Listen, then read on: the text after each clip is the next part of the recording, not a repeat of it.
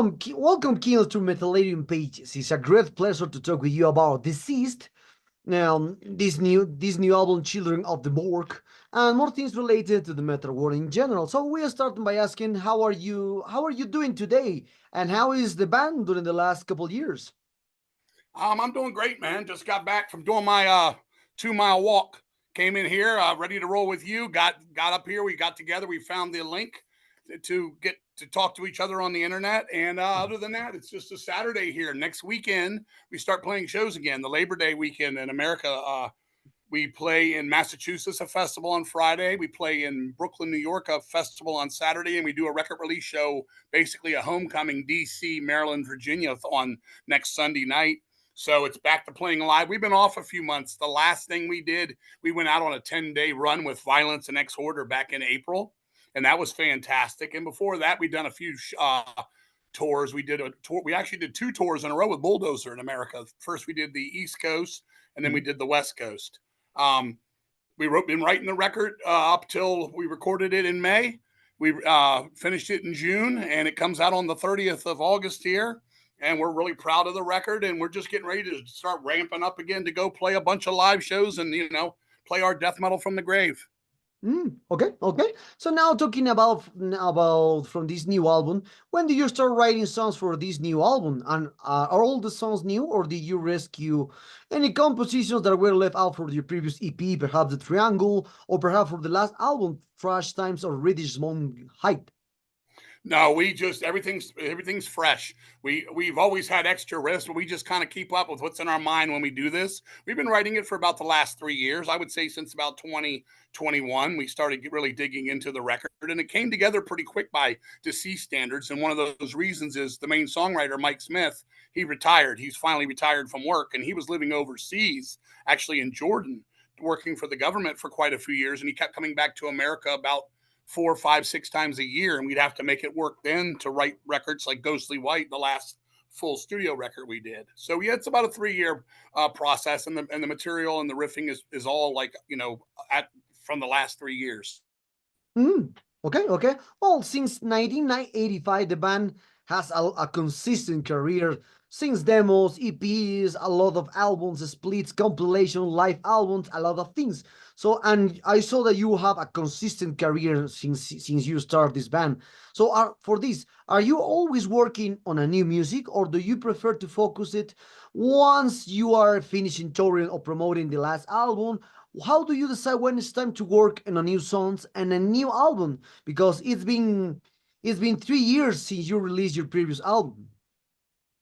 We're always thinking ahead. We like to just the next thing's already in my mind. I'll start telling it to the guys the ideas for something. There's always something on the horizon. We're such an older band now, coming up on 40 years, that a lot of things go out of press. So you will get like a repress of, say, a Luck of the Corpse from a record that's now over 30 years old, and it's gone out of print a couple times and come back in. Or we'll do something like a live record, or someone will want to release the demos and stuff in the underground. And I like to work with all the people in the underground and help out even the smaller labels and people just doing things for fun. So there's always something going on. We never rest. Right now we're getting the set list ready for those shows I mentioned, and we're already thinking for the next record. Okay, okay. So now talking about, especially for how do you feel about this new release compared to your previous one, which came in a out during the difficult time during the pandemic? Because in the middle of the pandemic, you released Trash Times at the Richmond High. Well, basically, that was a covers record. It was just something that's been in my mind since 1997 when we were writing Fearless and Dead Machines. I wanted to one day do a thrash speed metal record of bands that we grew up with and were inspired by. So that was something that worked out to our advantage. We also did something called Rotten to the Core 2 at the same time, which was all hardcore and punk covers. And the reason for that stuff was there was no live shows then. There was very little travel, et cetera, because of COVID. So we were able to get those things you know, done and finished so we could get back to our own material. The last full length deceased record was Ghostly White, 2018. So this was 6 years to get this record out in the long run. Of course, as I said, Mike Smith was living overseas in Jordan for even when we were writing Ghostly White. So a lot of those years were slow moving forward because of the fact that he wasn't in America to write with us. So now things should go back to, the wheel will spin a little quicker now. Mhm. Okay. So many bands and musicians see each album as a child, each one special in its own way. So what makes you these albums special to you, and what does bring us musically and lyrically? Well, this album is basically a concept on dying. With me, a lot of people take death metal as just muddy, gurgly, shouted vocals or down-tuned guitars. To me, there's a lot more to it. I like to get into the intensity of the lyrics, the concepts, the topics on hand. This one really touches home because we all one day will die. We've all known someone, a friend, a family member, etc., that has passed away. It's the curiosity of everybody on earth. Why are we here if we're just going to die? In my thinking and my way of looking at death is, I don't think when we pass away that we go on to anything else. I think we literally, the lights go out and that's it. I hope I'm wrong. I'd love to see my mother and father again who have passed away. I'd love to see all my loved ones again. But this story has to do with the person or people dying, the person or people who love them around them having to deal with it, the subject of what happens after they die, how do the people dealing with it after they passed away, can they deal with it, as much as where do we go when we die and what brought us to life to begin with. It's a big mysterious kind of thing. As a record musically, I love the riffs. I love the way the record came out, the playing. We have a new drummer in Amos Rifkin because our last drummer, Dave Castillo, had been with us forever. He passed away on the last record. He had a, unfortunately, he had a tragic drowning in El Salvador when he was over there. He was El Salvadorian. He was visiting his family in Thanksgiving in 2018. Worked him in. He became a great friend, and we, and live, and this is his first full record of new material. He did play on those Thrash Times and Rotten to the Core, but things like that, the playing. I mean, some of us are in our 50s now, and I hope after 40 years you're playing your instrument better than you ever have as each record comes out, and you're writing the best songs you can and playing the best leads you can, and just the arrangements of the song. I'm very, very proud. I think we all are very, very proud of this record. Great, great, great. And talking about for the titles in general for your albums, how do you choose the name of your album? It's a random, or do you try to convey something that encompasses the concept of the entire album? For this one, I've always wanted to have an album, Children of the Something. Growing up, Children of the Grave from Sabbath, Children of the Damned from Iron Maiden, Children of the Sun, Billy Thorpe, et cetera, et cetera. And I always wanted to have a Children of the, and I thought this was the perfect time because we're all the earth's children. We're all born into this earth and become the children. And in the end, we all die. So I used the morgue as the key word for death. So Children of the Morgue. And that's how I came up with the album title. The song titles just kind of come to me. I get a word or hear something or read something that I like, and I'll keep it a note in my mind or write it down or keep it on my phone and go back and be like, this is fitting for this. Or I'll start writing lyrics or a concept and I'll come up with the words in my mind. That Mm, just kind of falls how it falls. All kinds of ways song titles come into my head. okay, okay. So now, how do you feel the fan reception to the singles has been to promote this new album? So how do you usually choose the singles for a new album, considering that your sound has death elements, thrash elements, and other elements into there? So it would be difficult to have one song that encompasses all music that you put in each album. Yeah, I mean, basically for this one, I love the title track, Children of the Morgue. When it was time to pick one, Hell's Headbangers asked us, "What do you want to put out as an advanced song?"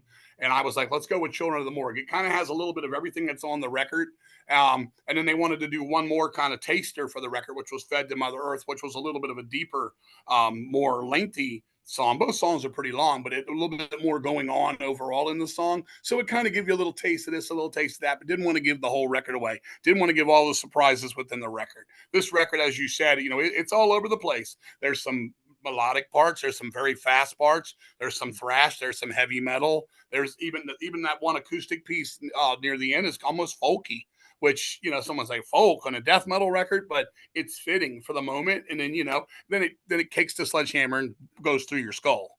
Mhm. Okay, okay, well, Dynamics. that's right, that's right. So, as a veteran band, what inspired you to create new music and bet on a new releases in a digital age where you have hundreds of bands releasing albums every week or by weekends? So there's a lot of competition for a lot of bands, a lot of people, fans, etc. So, do you feel Do you feel like you have to compete with many bands and nowadays?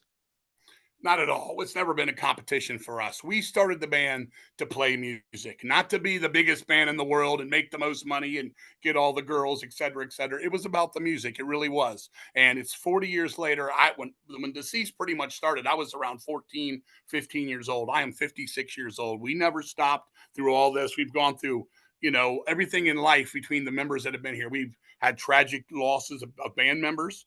We've lost 3 band members here in 40 years.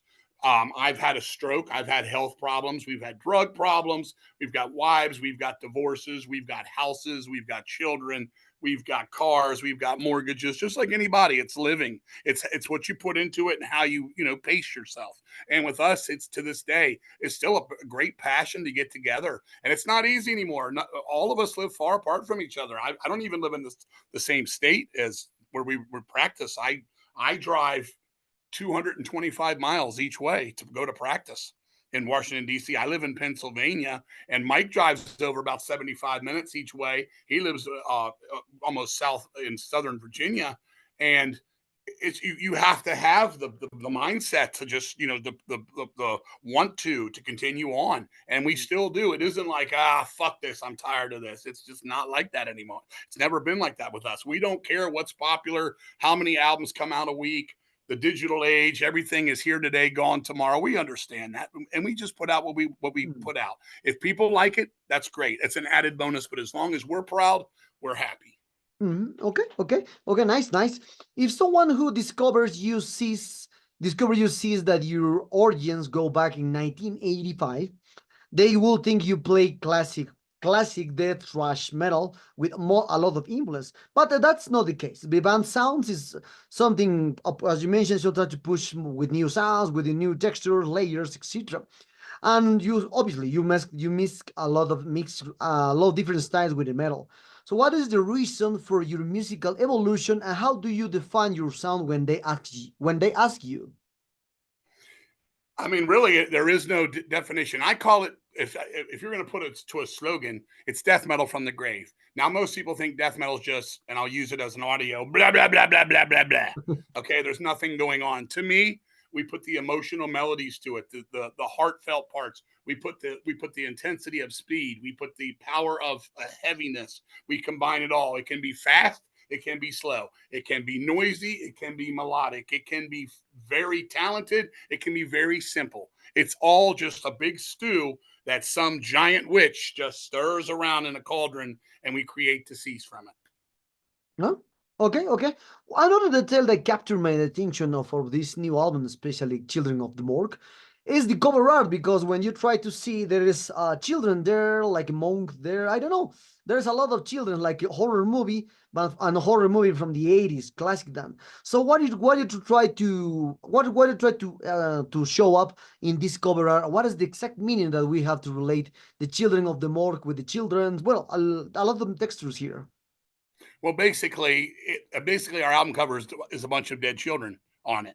And some people could look at that in poor taste, and other people can get what we're saying. And yes, death is a very touchy subject, and the children represent life on Earth. I mean, basically, when we were doing the artwork, the artist named Desmond. He and we discussed it little by little. I gave him the idea. We sketched it out. We kind of pieced it together piece by piece and widened it and layered it. And this is what we wanted. And I wanted to stay with just children. I'm 56 years old. I'm no longer a child, but yet I am a child to the world. I am the Earth's children, just as I am my mother and father's child always. So I kept it as the innocence of childhood taken from you. And I looked at that in a very heavy, dark way. When it came to coloring it and making it as it was, painting it, I love the color selection. It's very off-putting, and we kind of went in like a Dario Argento kind of way with those weird colors. You think Suspiria movie or something like that. We wanted to do something like that where it was kind of morbid, but yet childlike in some way. And I love what he came up with. He didn't just draw the album cover, he drew the back part too for the vinyl. He drew the 12 by 12 front and the 12 by 12 back. And it's just one big landscape of basically of death. Nothing happy on that artwork. Okay, okay. So with almost 40 years, oh well, with with 40 years as a band, because you created this band in 1984 with the first name Matt Butcher, and then in the 1995 you decide to change to Deceased. So, and now you have more than 10 albums, a lot of albums, a lot of singles, EPs, live compilations. If you had to pick three major milestones in your career, what would they be? You would have to say Luck of the Corpse, the first one, because it's the first one. We always wanted to do a record. We didn't know when, but we did a bunch of demos. We actually did 3 demos. We actually recorded a fourth one that was never released to the public back in the 80s. And we were in no hurry to do an album, but we got an offer, which became Relapse, and we did it. So we were proud to do a record. That meant a lot to me. There is some downside to that too. Doug Souther, one of the original guys that started the band with me, he was seeing the band in a different way at the time, and so he moved on after we did the record. He immediately moved on, and we had some inner conflict in the band with him at the time too. So it wasn't a perfect setting, but it was what it was, and that means a lot to me. I would say second, Fearless Undead Machines, because it was a time when Mike, as our newer guitar player, then he'd been on one album and one EP at the point, just came to me and said, I write heavy metal best. I write these kind of riffs, because he didn't know what he wanted to write with Blueprints. That album is a lot of different ways, and we kind of found our really our strength of how we were going to do it going on and how it was going to work out. So that was a milestone in that we kind of found our full on direction at that point.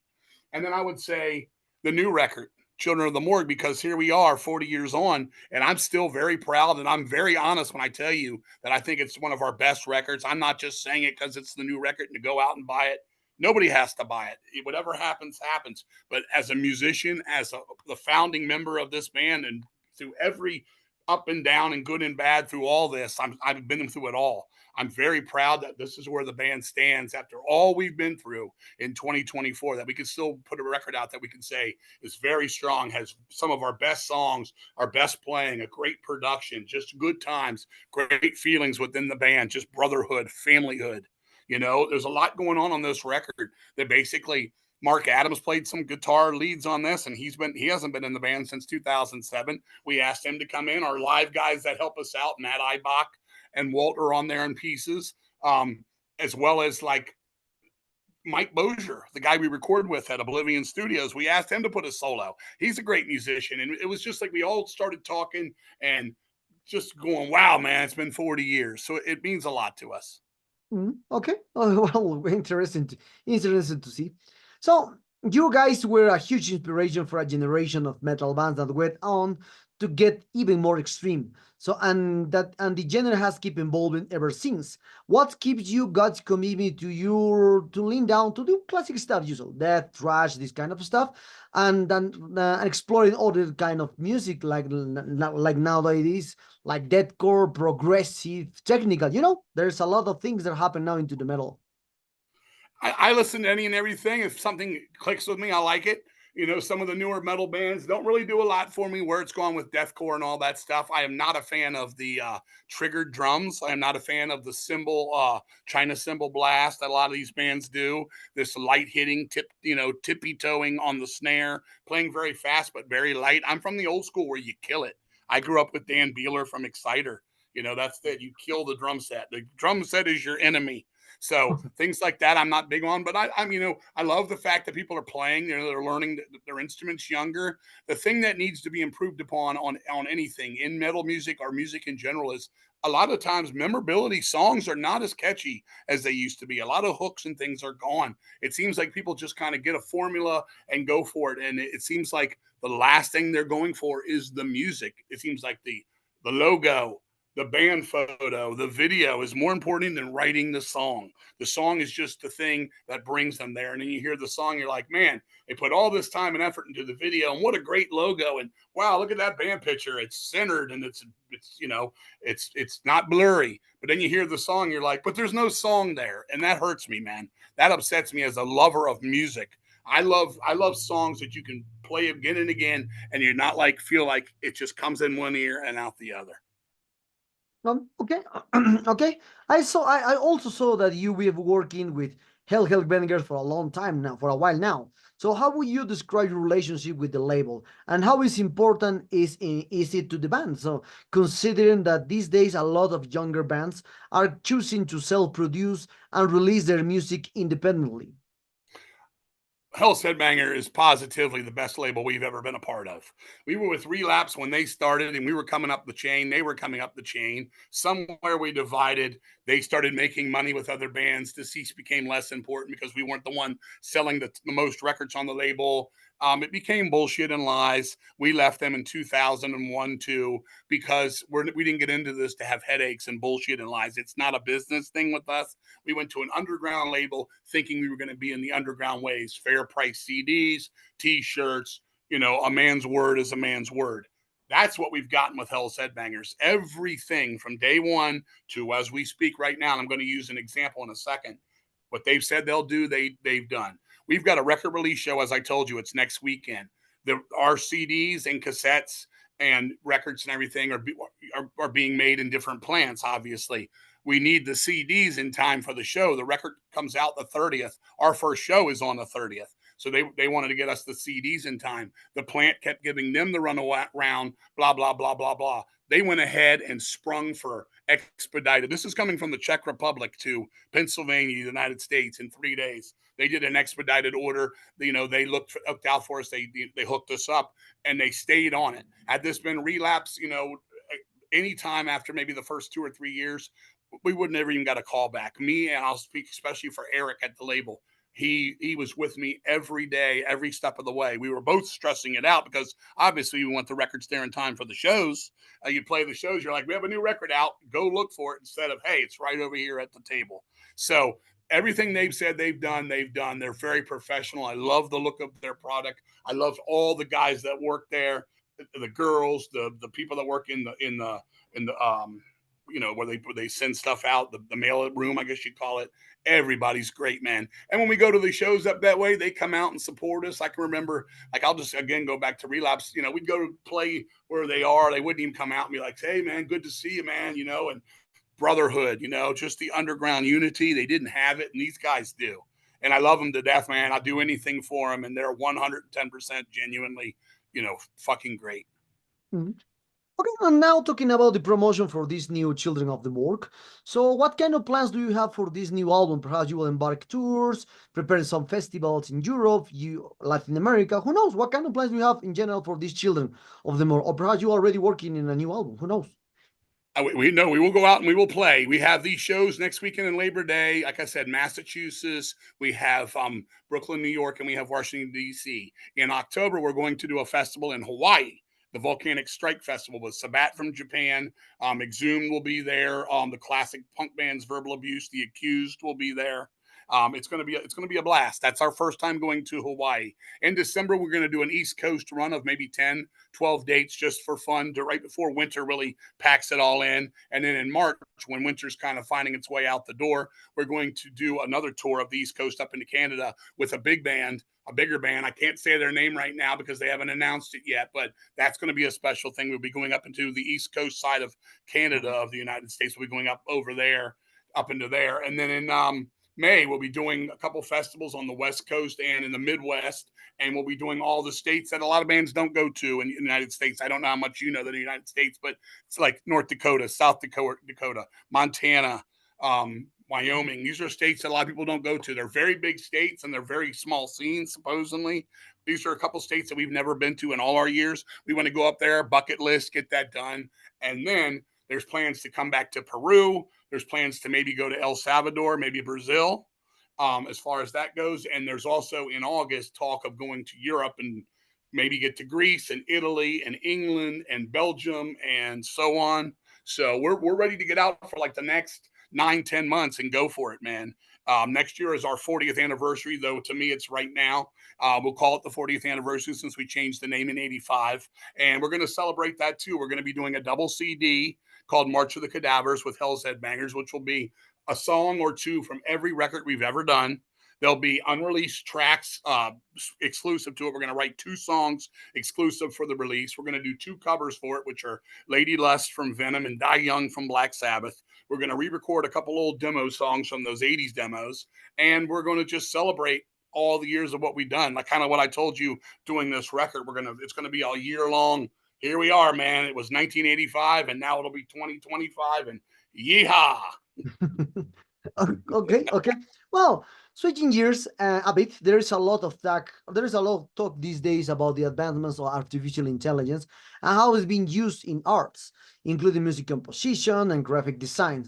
So, how do you see this from your perspective? And do you think you might use AI in the future for composing, designing an album cover, or creating a video, for example? I don't know if I totally wouldn't use it at all. I don't think I'd ever use it for an album cover. I'd rather use an artist with my vision than have a computer basically draw that up for me. I still like that thing.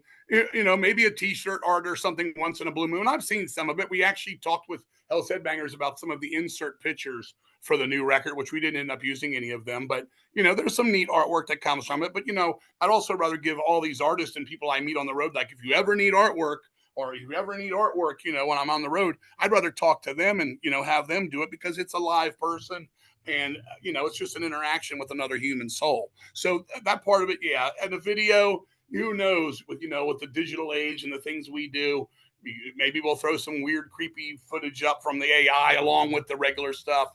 But it's really not on my things to do list. It's really not that important to me at all. Mhm. Okay, okay. So we are very close to this interview. We will end this interview, Ken. And for this aspect, as you can see, and I mentioned more than two times in two questions, that now there's a lot of bands releasing albums per week or by weekends. 15, 14, I don't know. I think 50 albums per weekend. So that's a Yeah, huge amount. That it is a might be huge more amount. than that.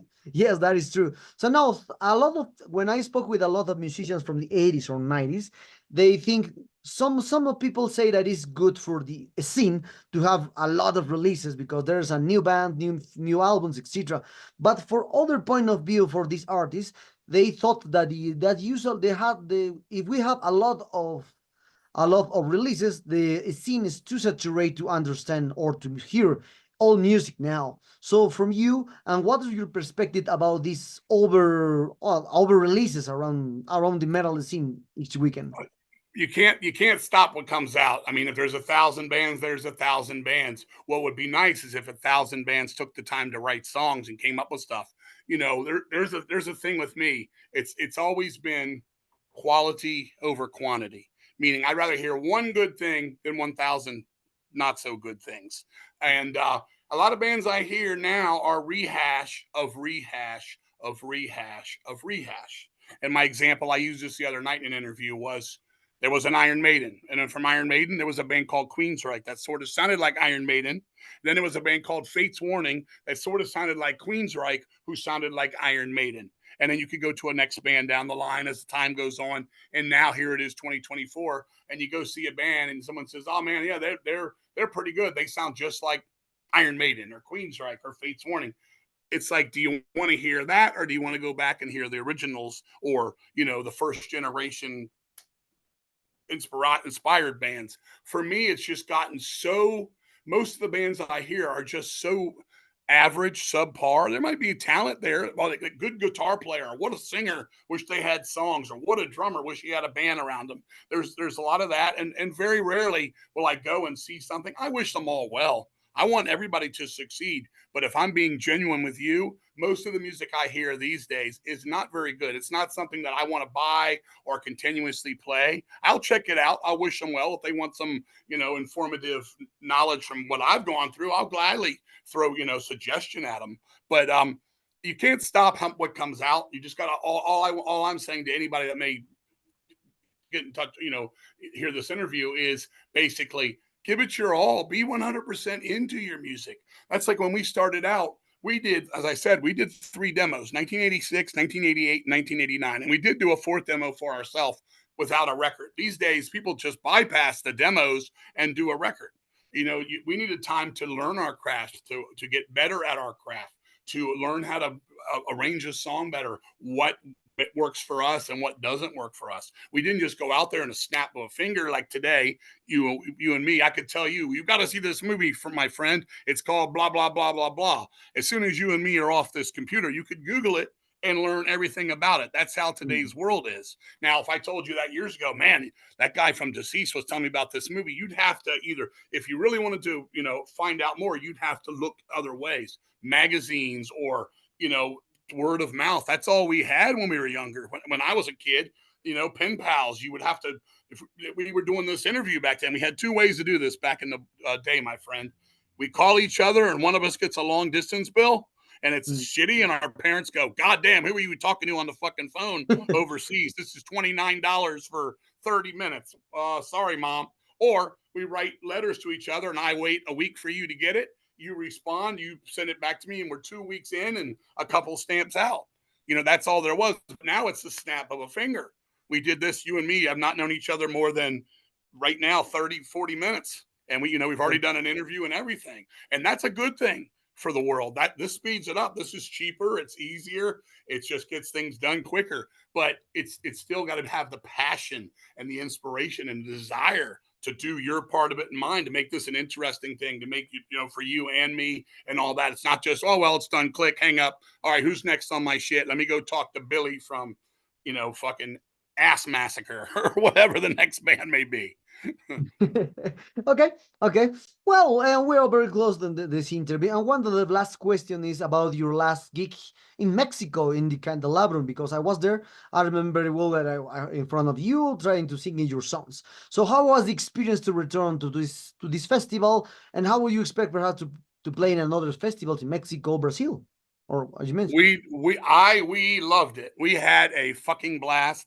Everything about that festival was 100% professional. I'll be honest, in America, I've heard horror stories about some of the Mexican fest and some of the people that run them and how fucked up they can be. And oh yeah, the promoter was so drunk we didn't even get paid. We got there, it was all fucked up and all this. But obviously, this one here is very professional, very big. They took care of us. They met us at the airport. They drove us to the hotel. They gave us beautiful accommodations. Everything looked out for us. They treated us very well, which was nice. We're an underground band. We're not Kiss or the Rolling Stones, but they looked out for us. When we went there and we saw the thousands of people there and running up, and King Fowley, we've waited years to meet you, and Deceased, we can't wait to see you play. And we went backstage and people were at the thing with their records wanting to get them signed. I walked out and I must have signed 1,000 things for people. And they're like, thank you for coming out. I guess some of the bands wouldn't come out for the fans. And I don't understand that. We don't have fans. We have friends. We have people that are supporting us, and we want to give back to you guys. The actual performance I thought was fantastic. The crowd was very lively for us, and we had a great blast seeing our old friends in Immolation and Autopsy, et cetera, who also were on the bill. It was phenomenal. And anybody that sees this, we'd love to come back. We'd love to come back to Mexico. We'd love to go into Brazil. We've never been to Brazil. There's a lot of South America we need to go and do.